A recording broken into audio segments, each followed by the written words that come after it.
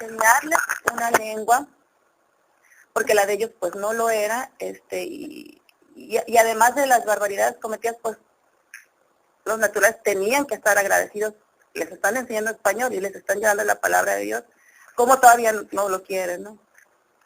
Bueno, la conquista del Nuevo Mundo se logró no solo gracias a las armas, sino también a las campañas de evangelización de distintas órdenes religiosas, que fue conocida como conquista espiritual.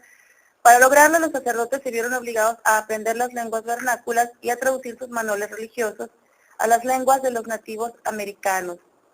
Gracias a esto se conservan una cantidad importante de doctrinarios, confesionarios, artes, vocabularios, diccionarios, catecismos, etc. El compendio del Padre Tellechea es uno de estos importantes documentos histórico-culturales que permiten descubrir la vida de conquistadores y conquistados de hace más de 200 años y la percepción de ambos actores sociales en esta época en particular. Para comprender el porqué de las misiones en todo el territorio americano, debemos saber que la difusión del Evangelio es connatural a la Iglesia de Dios. O sea, es intrínseco a su mera razón de existir. Con ese anuncio manifiesta a los hombres la realidad de la persona y obra de Jesucristo, a quien considera el único salvador de la humanidad y la única respuesta a todas las dudas de la humanidad. La Iglesia, en ese sentido, convence al interlocutor de que son el camino definitivo para alcanzar la salvación, porque de hecho fue el mismo Salvador quien asignó a su Iglesia esta tarea. ¿Por qué se elaboraban estos textos? Pues porque se necesitaba de un instrumento que diera respuesta a las necesidades de comunicación directa con las poblaciones autóctonas, necesidades sentidas por parte de los misioneros, pero también de los administradores coloniales, pues además de expandir el mensaje del Evangelio, había que tratar con la fuerza laboral indígena. En el prólogo, el fraile Tellechea dedica este compendio a Guadalupe Victoria, prometiéndole lealtad por parte de él y de sus indios. Cito: tan singular ejemplo de patriotismo y el deseo que tengo de imitar en lo posible a vuestra excelencia, don Guadalupe Victoria, en procurar la utilidad común y más en particular la de aquella fiel, humilde nación de los indios tarahumares, cuya especie tan infeliz protegen las leyes todas y debe ser objeto de compasión y de humanidad.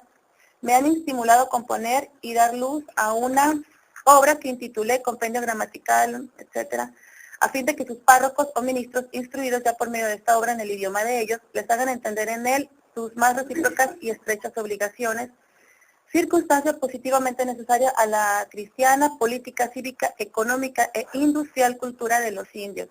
De hecho, sí había una ley de 1542, me parece, de la ley de Barcelona, que protegía a los indios, donde se estipulaba que tenían todas las libertades, siempre y cuando libremente quisieran trabajar para los mestizos, donde también se estipulaba que si libremente no elegían trabajar para los mestizos, podían obligarlos a trabajar para ellos. Entonces, pues, sí, efectivamente estaban protegidos por las leyes, siempre y cuando libremente fueran y se pusieran a las órdenes del mestizo. En el discurso de Tellechea de nosotros está constituido por la clase religiosa, los capitanes militares, gobierno, y se refiere a ellos con una serie de calificativos positivos, limpios y humanos. El ellos son los gentiles, que en el discurso antisemita, por ejemplo, se usa de forma despectiva para referirse a los judíos, y palabra que significa también ganado. Vázquez Loya explica también este término como parte de la terminología franciscana para referirse a los no cristianos. Esta parte de la construcción de identidades es la parte más nociva del compendio, ya que contribuyó junto con el resto de la clase religiosa a construir el estereotipo del indio, estereotipo que permanece hasta la actualidad. Podemos aquí ver en el 1.4 en ejemplos, en el número 3, es un extracto tomado de las pláticas de la resurrección de nuestro Señor Jesucristo, donde dice: Santa María no, cuando preñada estaba, niña era, cuando parió, niña era, y después que parió, niña era, y por eso se llama Virgen María. Parió virgen a Jesucristo Dios. Este Jesucristo Dios ya salió hombre, hecho como nosotros, y por eso después de que 33 años aquí en la tierra estuvo, lo cogieron los malos hombres que judíos se llaman, porque este Jesucristo bien diciéndoles andaba, que no cosas malas hicieran, que a su Padre Dios le debían todavía todos los hombres lo mal que habían hecho y que Él venía a pagar por ellos, y por eso los judíos, enojándose a Jesucristo, lo cogieron y clavándolo en la cruz murió. Uno de los recursos de la transmisión de mensajes hegemónicos a las masas es precisamente el de la repetición. Y a lo largo del compendio es muy común observar que las pláticas son las interpretaciones que el padre Teixeira hace de los 10 mandamientos, que son los mandamientos de la ley de Dios, pero además incluye otros 5 que son los mandamientos de la iglesia. En mi análisis yo saqué unos buenos, en promedio 40 oraciones por plática. Y en todos ellos Teixeira hace la repetición: hay que ir a misa, hay que ir a misa, hay que ir a misa, hay que bautizar a los niños. Si los grandes no se puede, pues los niños. El alma, hay que salvar el alma. Si no, se van a podrir, los recubiertos gusanos. Es decir, una serie de amenazas, ¿no? hacia lo más sagrado que tenían las comunidades, que era pues su propia alma, ¿no? En lo que sí creían. La cosmovisión que tenían los tarahumaras, por ejemplo, la desconocemos, no hay registros escritos. Yo he encontrado en algunas cartas, pero cartas personales, por ejemplo, de José María Ratcay a sus superiores en España, donde habla de la cosmovisión que tenían los tarahumaras y las deidades, o entidades más bien, en las que ellos creían, y que él cuenta hasta 19, por ejemplo, que había algunos que se escondían en los árboles, en el bosque, y se comían a los niños y a las mujeres, etcétera, etcétera. Pero nada de esas creencias permanecen en la actualidad. Dora Pellicer dice que bueno, el objetivo de los misioneros era conocer para destruir, ¿no? O sustituir en todo caso.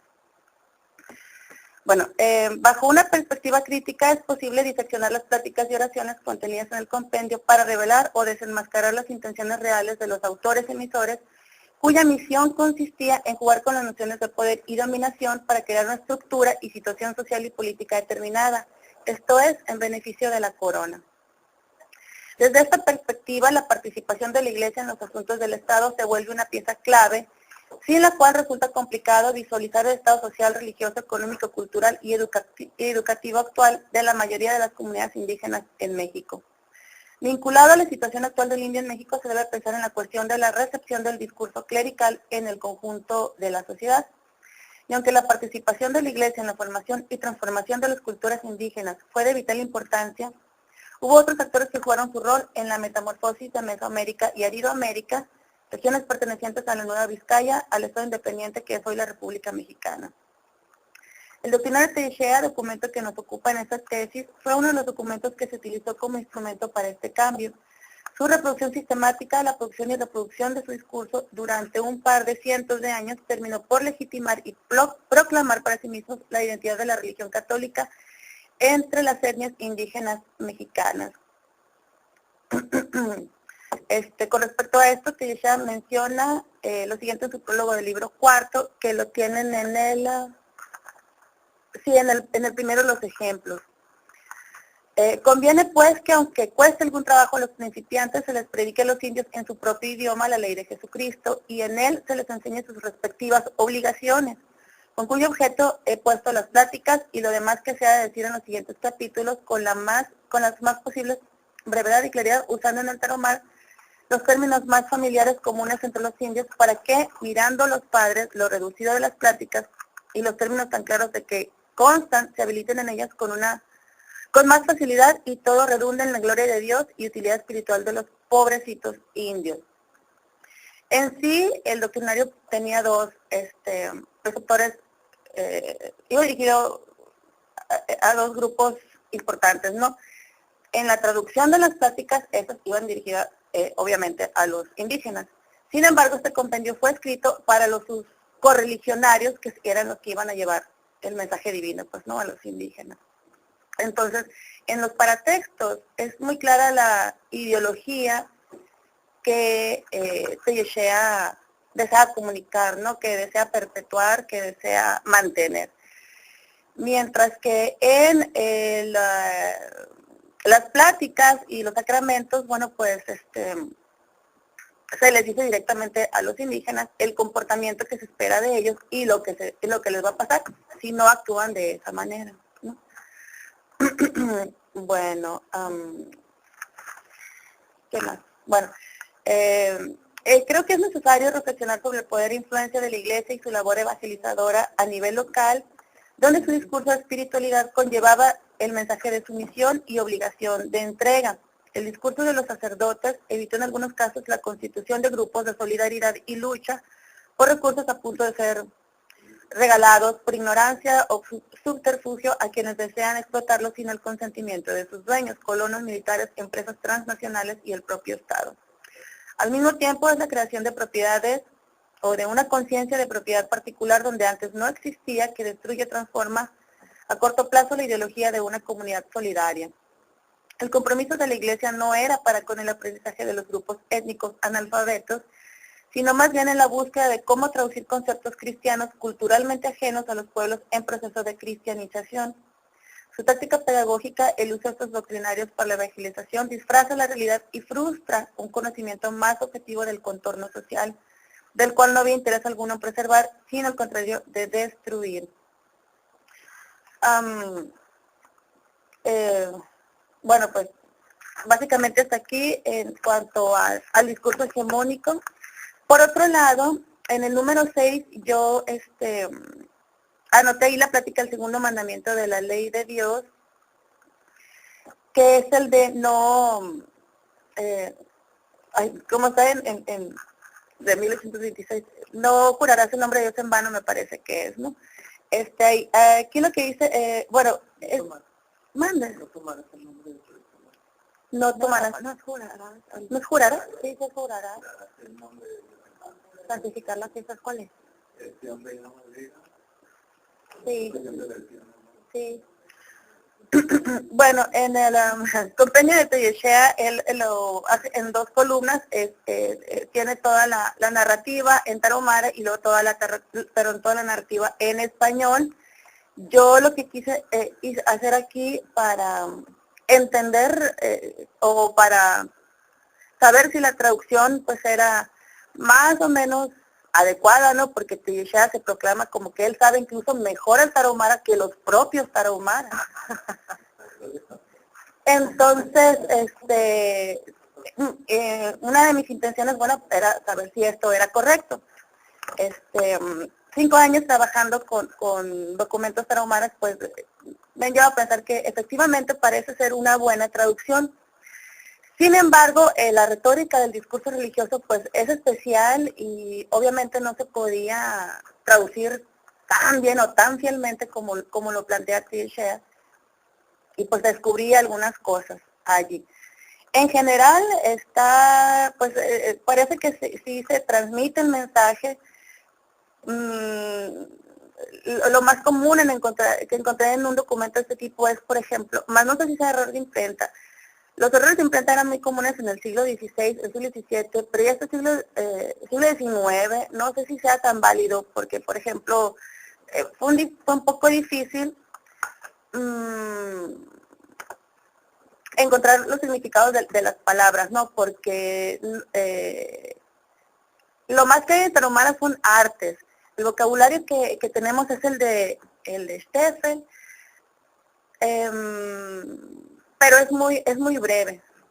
Es muy breve el de Steffel y utilicé Brambila, utilicé a Thor y utilicé a Hilton, pero debido a las variaciones dialectales del tarahumara, pues eso planteaba otra dificultad. Sin embargo, el diccionario de Dr. Gray de 1955 me sirvió muchísimo para glosar las pláticas.